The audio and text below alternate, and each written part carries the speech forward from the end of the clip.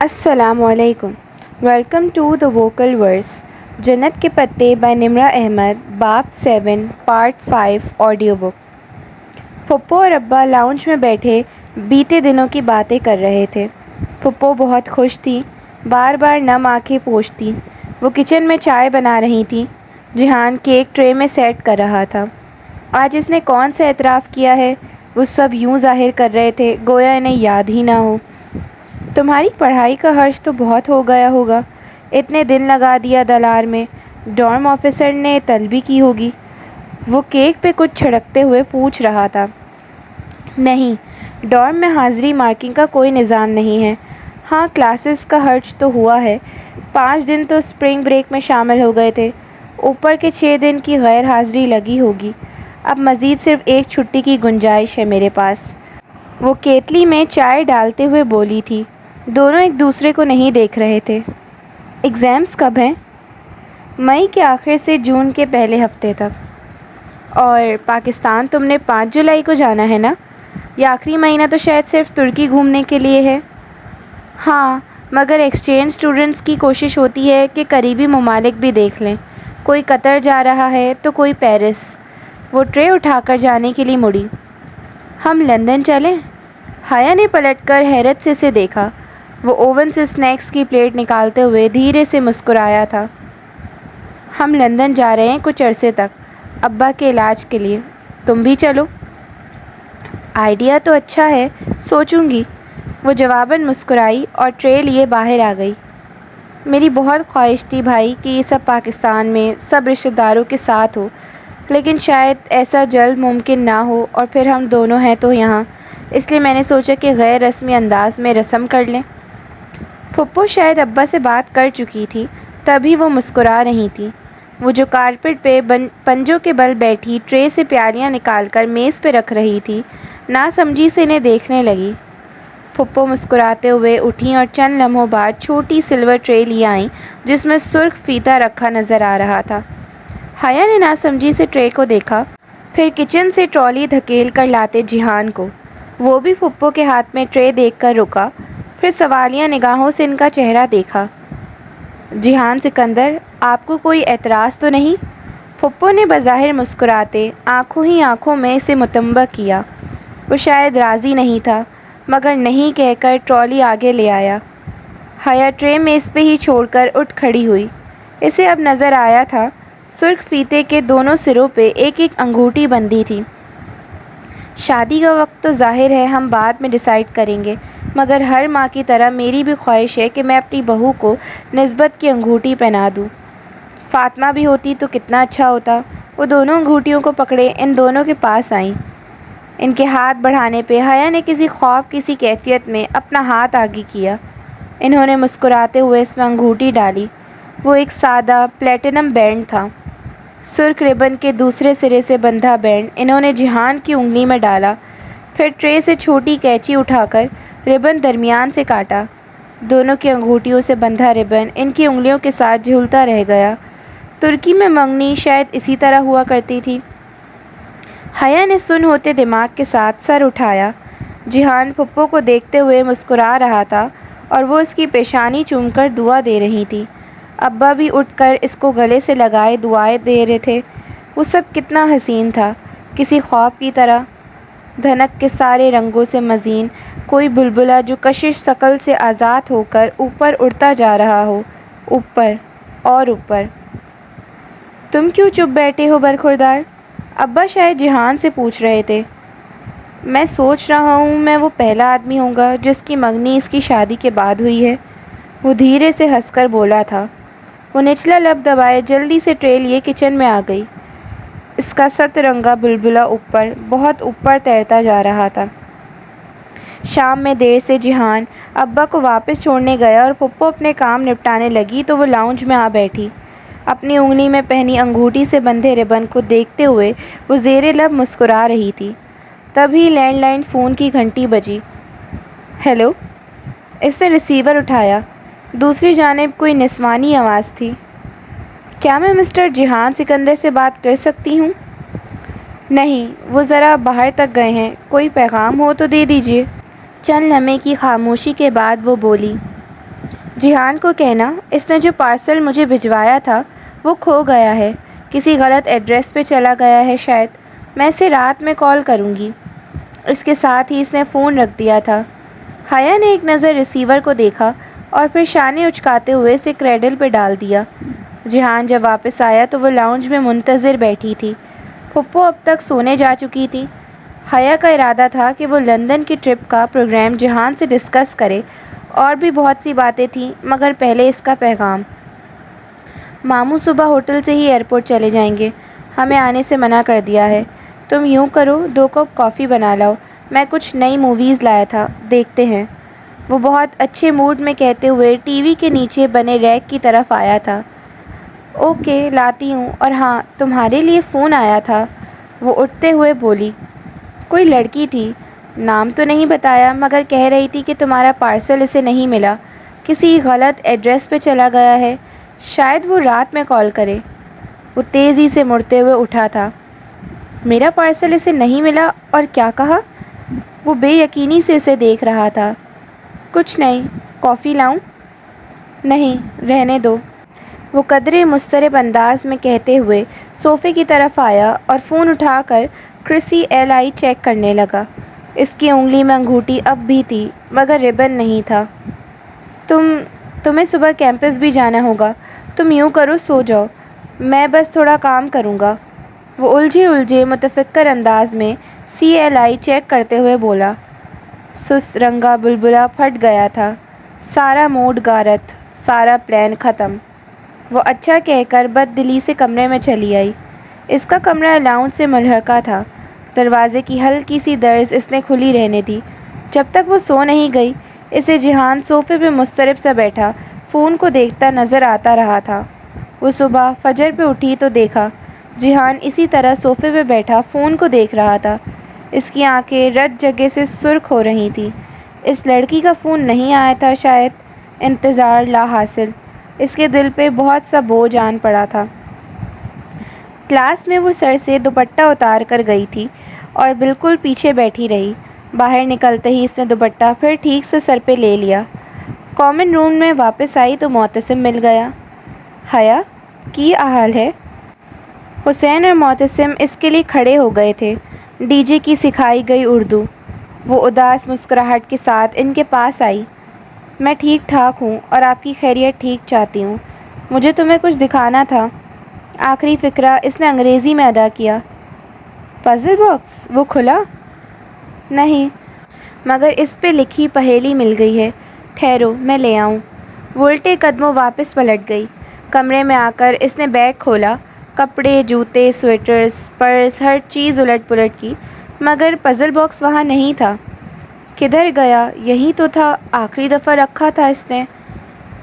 وہ سوچنے لگی، ہاں اسٹڈی میں، جب وہ جیحان کے آنے کا انتظار کر رہی تھی۔ او خدا نہ کرے وہ پاشا کے ہاتھ لگے۔ اس نے جلدی سے موبائل اٹھایا اور اس کی ٹوٹی اسکرین کو دیکھتے ہوئے عائشہ کا نمبر ملانے لگی۔ سفید محل کے عقبی باغیچے میں سپہر اتری تھی۔ عائشہ اسٹول پہ بیٹھی ورک ٹیبل پہ لکڑی کا ٹکڑا رکھے نوکدار چھرے سے اس کو چھید رہی تھی۔ اس کی آنکھیں مکمل اپنے کام پہ مرکوز تھیں۔ عائشہ، حیا کی کال۔ بہار اس کا موبائل پکڑے بھاگتی ہوئی باہر آئی تھی۔ عائشہ نے ہاتھ روک کر اسے دیکھا اور پھر موبائل تھام لیا۔ سلام علیکم حیا۔ اب وہ فون کان سے لگائے ازلی خوش دلی سے رسمی باتیں کر رہی تھی۔ بہار ساتھ ہی کھڑی ہو گئی اور ہلکی سی مسکراہٹ کے ساتھ باتیں سننے لگی۔ Puzzle box? عائشہ کی مسکراہٹ ذرا سمٹی، بھویں الجھن سے سکڑی۔ تمہارا والا کدھر رکھا تھا؟ بہاری نے چونک کر اسے دیکھا۔ اس کا دل اس لمحے زور سے دھڑکا تھا۔ میں نے کل ہی پوری اسٹڈی کی صفائی اپنے سامنے کروائی ہے، اگر ہوتا تو مل جاتا، ہو سکتا ہے تم ساتھ لے گئی ہو۔ اچھا تم فکر نہ کرو، میں دوبارہ دیکھ کر کرتی ہوں۔ اس نے موبائل بند کر کے میز پہ رکھا۔ بہارے، تم نے حیا کا پزل باکس تو نہیں دیکھا؟ نہیں، بہارے نے ہولے سے نفی میں سر ہلایا۔ چلو پھر یوں کرتے ہیں کہ مل کر تلاش کرتے ہیں۔ مہمان کی چیز میزبان کے گھر میں کبھی نہیں کھونی چاہیے، بہت شرمندگی کی بات ہوتی ہے۔ وہ چیزیں سمیٹتے ہوئے اٹھ گئی۔ بہارے سر جھکائے اپنی بڑی بہن کے پیچھے چل دی۔ اس کے ذہن کے پردے پہ صرف ایک آواز گونج رہی تھی، یہ باکس میرے پاس ہے، یہ بات میرے اور تمہارے درمیان راز رہے گی۔ تم حیا یا عائشہ کو نہیں بتاؤ گی اس بارے میں، ٹھیک؟ ٹھیک عبد الرحمن، اس نے بے دلی سے زیر لب دہرایا تھا۔ اس روز جب عائشہ نے اسے SMS کیا تب وہ حالے کے ساتھ جمعے کی نماز پہ ایوب سلطان جامع آئی ہوئی تھی۔ نماز جمعہ پہ جامع میں خصوصی اہتمام کیا جاتا تھا۔ ترک رسم کے مطابق کم سن بچے جمعے کی نماز پڑھنے سلطان کے مخصوص لباس میں آتے۔ سنہری پگڑی، سنہرا اور سفید زرتہ لباس، میان میں تلوار، کامدار جوتے پہنے وہ ننھے سلاطین اپنے ماؤں کی انگلیاں تھامے ہر جگہ پھر رہے ہوتے۔ انصاری محلے میں حالے کے ساتھ چلتے ہوئے اسے بے اختیار اپنا اور ڈی جے کا ترکی میں پہلا دن یاد آیا تھا۔ وہ دن جو بہت طویل تھا۔ اب ان 3.5 ماہ میں کتنا کچھ بدل چکا تھا۔ انصاری محلے میں استنبول کے بہترین اور سستے سکارف ملا کرتے تھے۔ وہ اب سر ڈھکے بغیر باہر نہیں نکلتی تھی، مگر اس کے سارے دوپٹے شیفون کے یا ریشمی ہوتے جو سر پہ نہیں ٹکتے تھے۔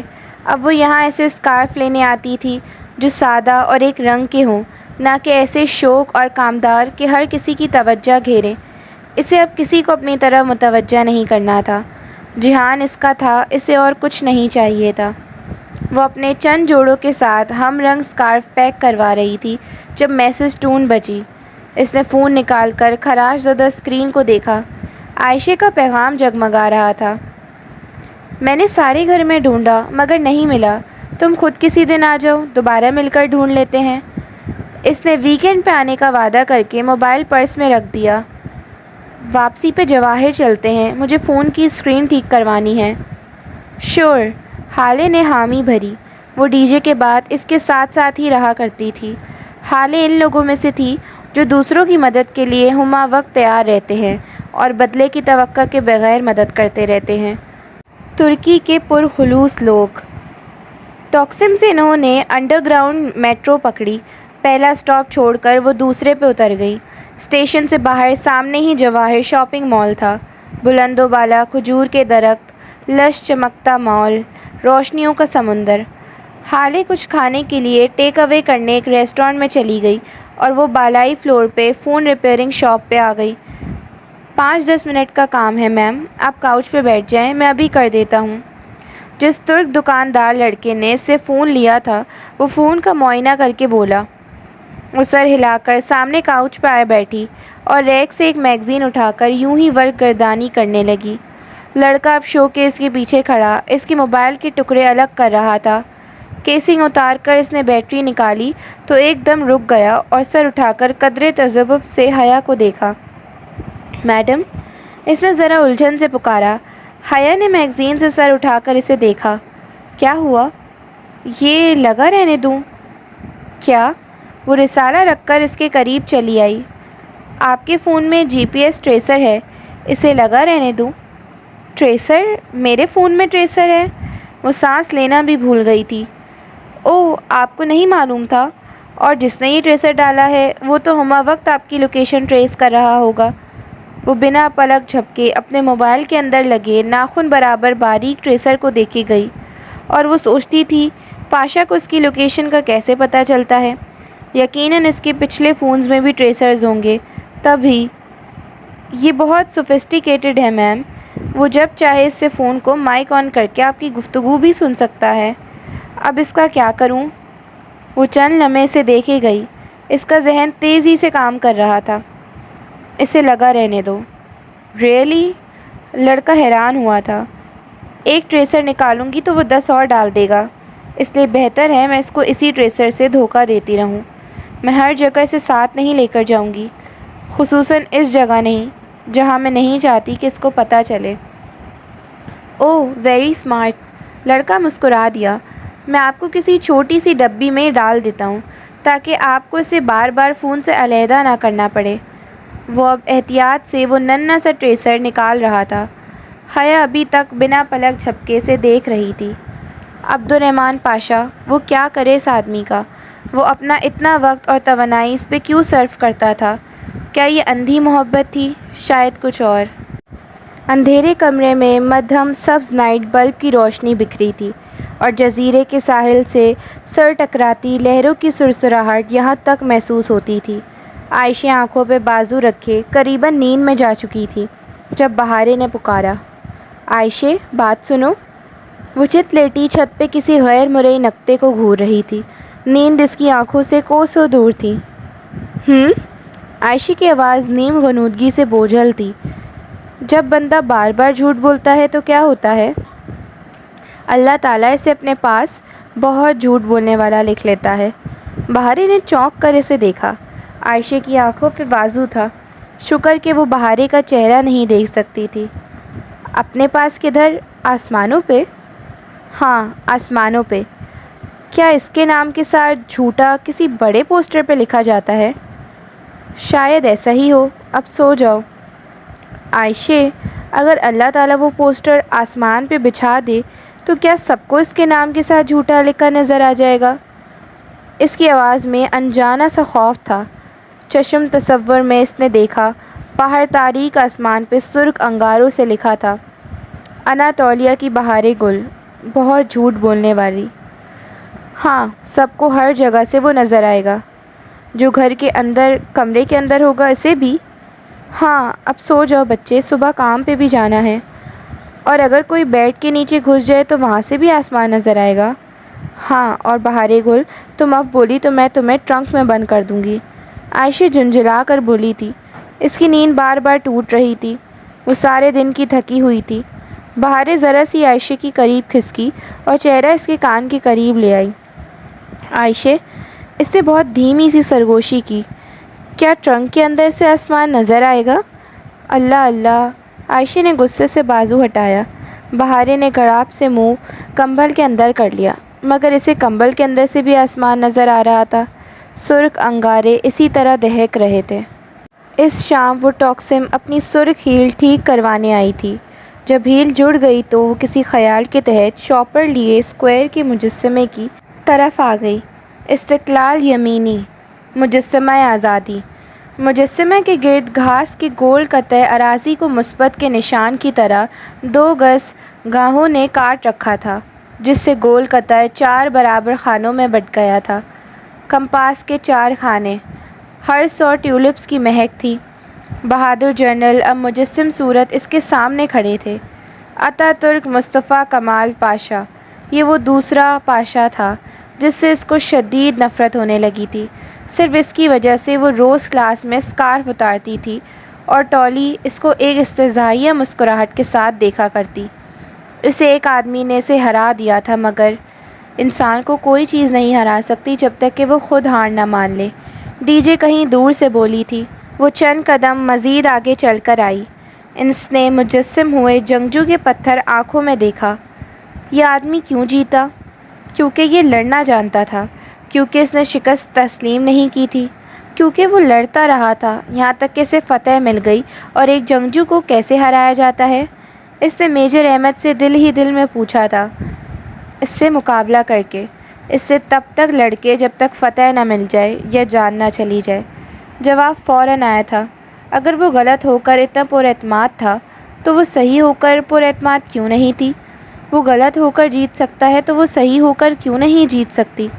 وہ کیوں اتارے اسکارف؟ وہ ان لوگوں کے پیچھے اللہ تعالیٰ کو کیوں نہ کرے؟ زیادہ سے زیادہ سبانجی والے نکال دیں گے تو نکال دیں، مگر کیوں نکال دیں؟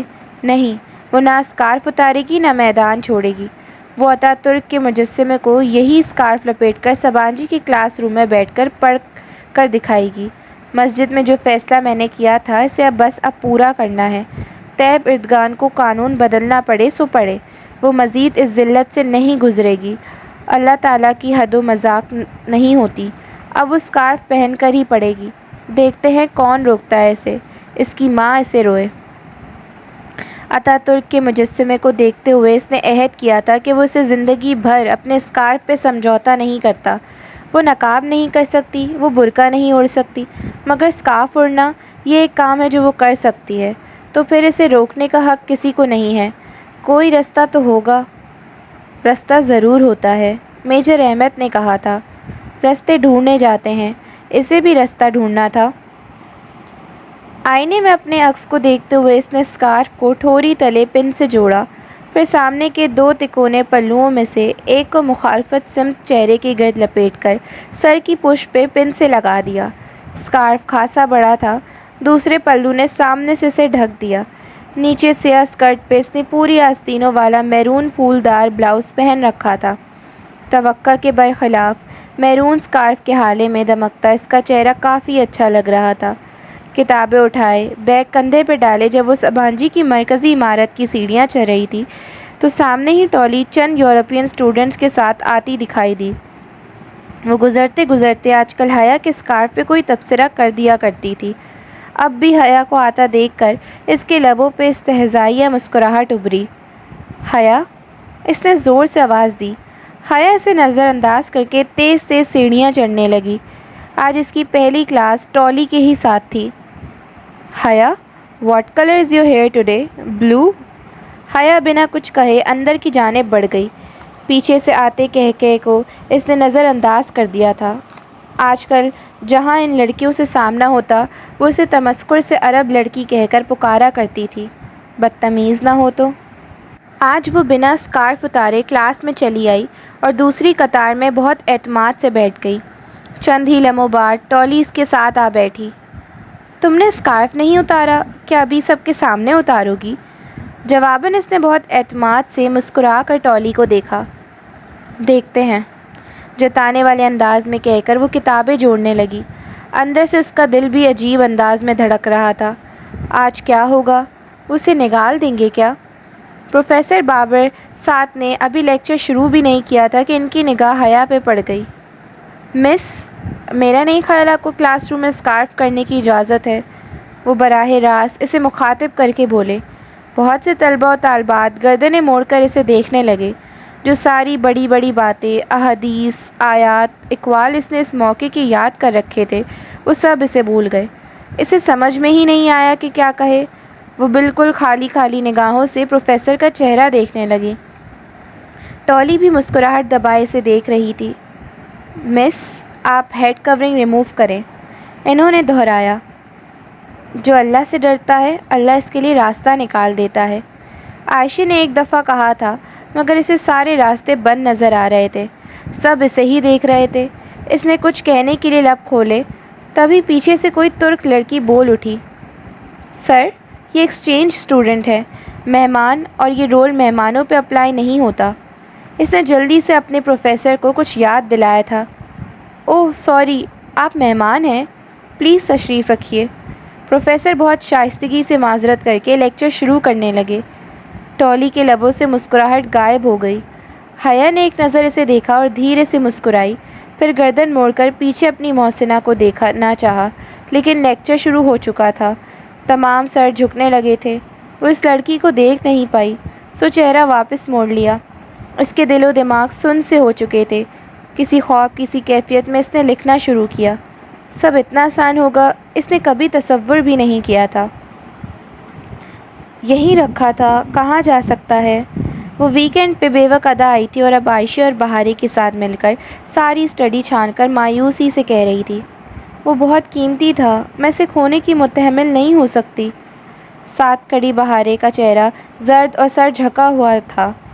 اس کے ہاتھ بہت دھیرے سے چل رہے تھے آج، شاید وہ بیمار تھی۔ تمہیں کیا ہوا ہے بہار کا پھول؟ وہ بہارے کا یہ پسماندہ انداز کافی دیر سے محسوس کر رہی تھی، سو پوچھے بنا نہ رہ سکی۔ بہارے نے گردن اٹھا کر خالی خالی خاموش نظروں سے اسے دیکھا۔ وہی پرانا مسئلہ۔ صبح بہارے کو ایک سیب ملا جس میں موتی نہیں تھا، حالانکہ مجھے تو ایک بھی سیب نہیں ملا۔ عائشہ اپنے گھر سے پزل باکس کھو جانے پہ بہت اداس تھی۔ اب میرے سیب سے موتی کبھی نہیں نکلے گا، بہارے بڑبڑائی۔ وہ دونوں محسوس کیے بنا اسٹڈی ٹیبل کے دراز کھول کھول کر دیکھ رہی تھی۔ وہ باکس عبدالرحمن کے ہاتھ نہ لگ جائے، مجھے اسی بات کا ڈر ہے۔ وہ باکس اس کو نہیں ملنا چاہیے عائشہ۔ بہارے کی جھکی گردن مزید جھک گئی۔ ملازمہ کبھی چوری نہیں کرتی، اس نے بھی باکس نہیں دیکھا، کہاں ڈھونڈیں؟ حیا تھکے تھکے سے انداز میں کرسی پہ گر سی گئی۔ اس کا دل بہت برا ہو رہا تھا۔ آئی ایم سوری حیا، عائشہ نے آزردگی سے کہا۔ اسی پل کمرے میں دبی دبی سسکیاں گونجنے لگیں۔ حیا نے چونک کر بہارے کو دیکھا۔ وہ سر جھکائے ہولے ہوئے رو رہی تھی۔ بہارے کیا ہوا؟ وہ دونوں بھاگ کر اس کے پاس آئیں۔ بہارے نے بھیگا چہرہ اٹھایا۔ وہ باکس عبد الرحمن کے پاس ہے، اس نے مجھے تمہیں بتانے سے منع کیا تھا۔ کیا؟ وہ سانس لینا بھول گئی۔ عائشہ خود ششدر سی کھڑی رہ گئی۔ مگر مجھے پتا ہے کہ اس نے وہ کدھر رکھا ہے، میں تمہیں لا دیتی ہوں۔ بہارے ایک دم اٹھی اور باہر بھاگ گئی۔ وہ دونوں ساکت ششدر سی اپنی جگہ کھڑی تھیں۔ 5 منٹ بعد ہی بہارے واپس آئی تو اس کا بھیگا چہرہ خوشی سے دمک رہا تھا۔ اس کے ہاتھ میں پزل باکس تھا۔ وہ حیا کا پزل باکس ہی ہے، اس میں کوئی شک نہیں تھا۔ یہ لو تمہاری امانت۔ اس نے باکس حیا کی طرف بڑھایا۔ بہارے گل، حیا سلیمان تم سے بہت پیار کرتی ہے۔ اس نے بے اختیار جھک کر اس ننھی پری کے دونوں گال چومے۔ اور تم اس کو ڈانٹنا مت، سچ بولنے پہ کسی کو ڈانٹا نہیں کرتے۔ اس نے ساتھ ہی عائشہ کو کہہ دیا تھا، جو بہارے سے ذرا سی خفا لگ رہی تھی، مگر اس کی بات سمجھ کر مسکرا دی۔ آنے کسی کے گھر گئی ہوئی تھی۔ کھانا کھانے کے بعد وہ حیا کو واپس چھوڑنے کے لیے گھر سے نکل آئیں۔ بہارے قریبی کلب سے عبد الرحمن کا گھوڑا لے آئی تھی اور اب اس پہ بیٹھی ان دونوں کے عقب میں چلی آ رہی تھی۔ اسے عبد الرحمن نے رائڈنگ سکھائی ہے۔ بہارے سے اچھی رائڈنگ پورے ادا میں کوئی بھی نہیں کر سکتا۔ وہ بس مسکرا کر رہ گئی۔ عبد الرحمن کا نام وہ آخری نام تھا جو اس وقت وہ سننا چاہتی تھی۔ اس نے اس کا باکس کیوں رکھا؟ وہ یہی سمجھنے سے قاصر تھی۔ تم پہ اس کا بہت اچھا لگتا ہے حیا، اسے کبھی مت چھوڑنا۔ نہیں چھوڑوں گی۔ میں سبانجی سے جیت گئی، میں اتا ترک سے جیت گئی، مجھے اور کیا چاہیے؟ تمہیں کچھ بھی چھوڑنا پڑے اسے مت چھوڑنا، عائشہ نے دہرایا۔ حیا نے مسکرا کر سر ہلا دیا۔ ان کے عقب میں گھوڑے کی پیٹھ پہ بیٹھی بہارے نے اچنبھے سے عائشہ کو دیکھا۔ اس کی بہن اتنے اصرار سے اپنی بات دہراتی تو نہیں تھی، پھر اب کیوں؟ معتصم نے جلی ہوئی اطراف والے پزل باکس کو الٹ پلٹ کر دیکھا، پھر ایک بڑے ڈبے کی طرف اشارہ کیا جو اس کے ساتھ گھاس پہ پڑا تھا۔ پہلی فلوٹیلا کے لیے فنڈ دو۔ اوہ شور۔ وہ گھاس پہ بیٹھتے ہوئے پرس سے پیسے نکالنے لگی۔ چند نوٹ ڈبے کے درز میں ڈال کر اس نے دیکھا، اس پہ جلی حرف میں لکھا تھا، فریڈم فلوٹیلا 2010۔ وہ مئی 2010 تھا اور اسی ماہ کے آخری تک فلوٹیلا نے غزہ کے لیے روانہ ہونا تھا۔ یہ بات اب تک فلسطینی بہت دفعہ دہرا چکے تھے۔ گھاس کے آگے مصنوعی جھیل دوپہر کی کرنوں سے چمک رہی تھی۔ معتصم اس چمکتی دھوپ میں باکس پکڑے کافی دیر تک اسے الٹ پلٹ کر کے دیکھتا رہا۔ یقین کرو مجھے کچھ سمجھ میں نہیں آیا، مگر اس ہومر والی پہیلی کو حل کرنا آسان ہوگا۔ ٹھہرو کوشش کرتے ہیں۔ اس نے جلی لکڑی پر لکھے سنہرے حروف پڑھے، marked on Homer's doubt a stick with twin sprouts.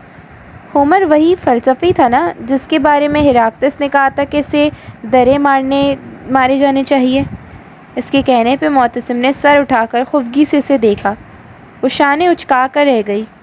یونانی فلسفہ وہ آخری شے تھی جو اسے دلچسپ لگتی تھی، مگر میجر احمد کا حساب الٹا تھا۔ ہومر کے شبہات پہ نشان زدہ اسٹک، یہاں کسی نشان کی بات ہو رہی ہے۔ ہومر کے شبہات، مگر کیسے شبہات؟ وہ سوچنے لگا۔ معتصم، نشان تو کسی کے لکھے ہوئے کام پہ ہی لگایا جا سکتا ہے، تو کیا ہومر کے لکھے ہوئے کام پہ کسی کے شکوک و شبہات کا ذکر ہے؟ یہ تو مجھے نہیں پتا، مگر اس کے اپنے کام میں جو حصہ بعد میں آنے والے ناقدین کو مشکوک لگتا ہے، اسے مارک ضرور کیا گیا ہے۔ کیسے مارک کیا گیا ہے؟ وہ چونکی، کسی خاص نشان سے۔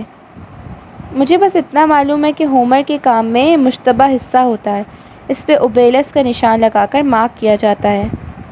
اوبیلس کیا ہوتا ہے؟ تمہیں اوبیلس کا نہیں پتا؟ یہ ہوتا ہے اوبیلس۔ اس نے رجسٹر کے صفحے پہ ایک سیدھی لکیر کھینچی اور اس کے اوپر اور نیچے ایک ایک نقطہ لگا دیا۔ یہ تو تقسیم کا سمبل ہے، اس طرح کا ہونا۔ اس نے پزل باکس کی سلائڈ اوپر نیچے کی، یہاں تک کہ پورا لفظ اوبیلس لکھا گیا، مگر باکس جامد رہا۔ یہ صرف پہلی پہیلی کا جواب ہے حیا، ہمیں ان چاروں کے جواب تلاش کر کے ان میں سے مشترک بات ڈھونڈنی ہے، اس نے یاد دلایا۔ حیا نے بد دلی سے پزل باکس اسے تھما دیا۔ وہ اس وقت خود کو بہارے کی طرح محسوس کر رہی تھی، اپنے تحفے کے اتنے قریب مگر اتنے ہی دور، اور بے بس، بہت بے بس۔ شام کا اندھیرا استقلال اسٹریٹ پہ اتر آیا تھا۔ گلی کی رونق اور روشنیاں اپنے عروج پہ تھیں۔ وہ اور حالے کافی دنوں بعد استقلال اسٹریٹ آئی تھی۔ امتحان قریب تھے سو نکل ہی نہیں پائی تھیں۔ اب نکلی تو ڈی جے کی یادیں تازہ ہو گئی۔ خریدا انہوں نے کچھ نہیں، بس ونڈو شاپنگ کرتی رہیں۔ وہ 8 بجے والے گورسل سے آئی تھیں۔ گورسل کو واپس رات کے 1:30 بجے جانا تھا، سو تب تک ان کا ارادہ خوب اچھی طرح سے جدیسی میں گھومنے کا تھا۔ پہلے تو برگر کنگ میں ڈنر کر لیتے ہیں، ٹھیک؟ وہ اس روز کے بعد جہان سے بھی نہیں ملی تھی، سوچا اب مل لیں۔ تمہاری صلح ہو گئی اس سے؟ وہ برگر کنگ کے دروازے پر تھی جب حالے نے یہ پوچھا۔ حیا نے ذرا حیرت سے اسے دیکھا، پھر ہنس دی۔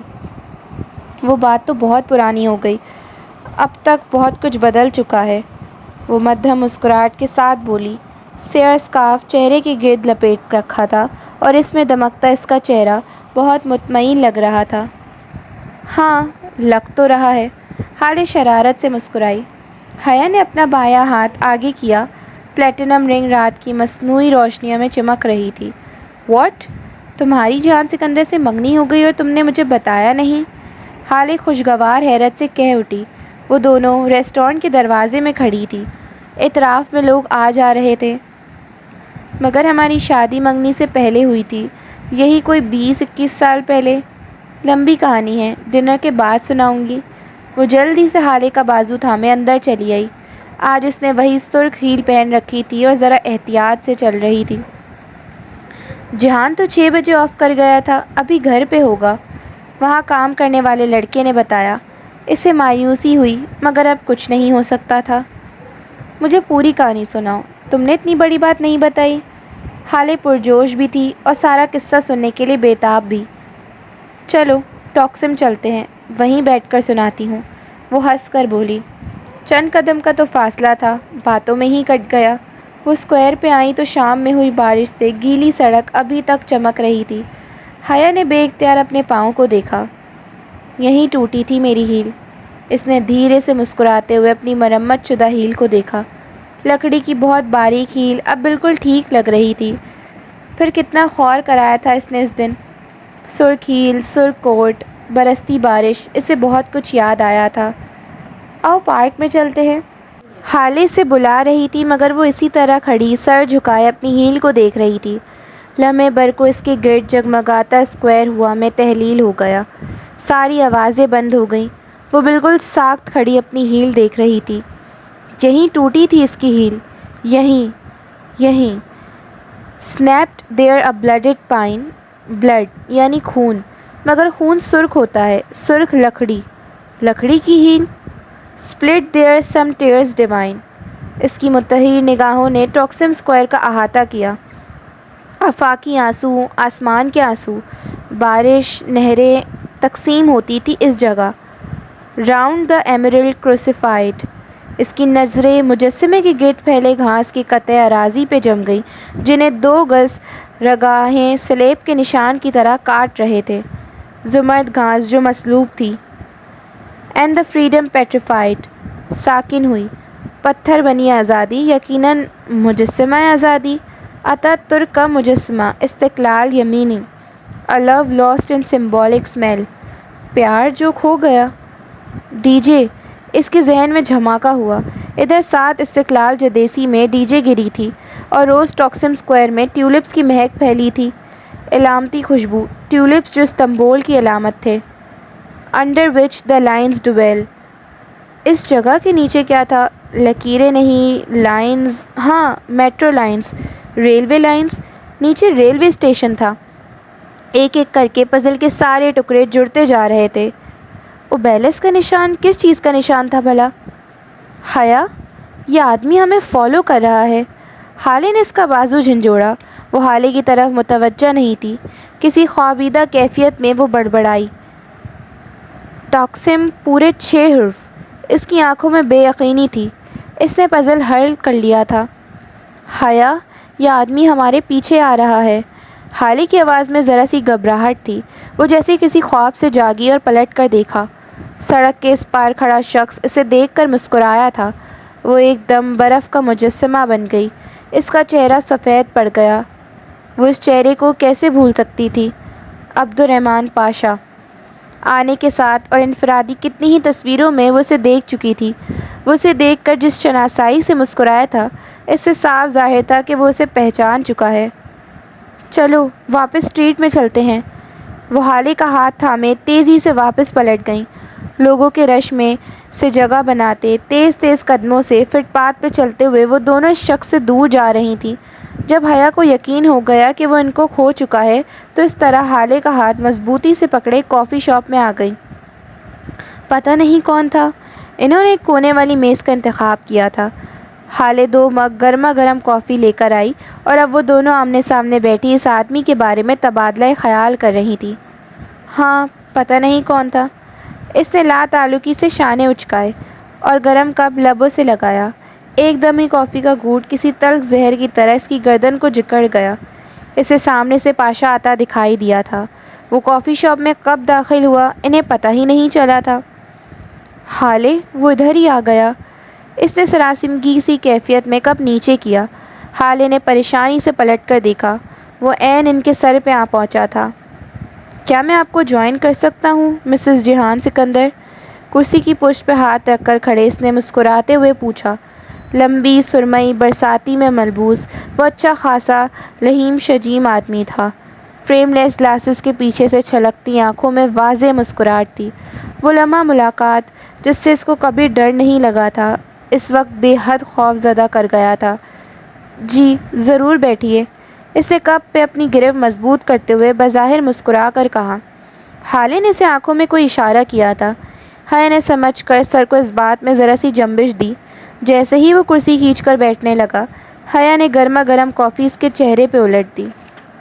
Subscribe for the next part of Jannat ke پتے۔ ٹل دین اللہ حافظ۔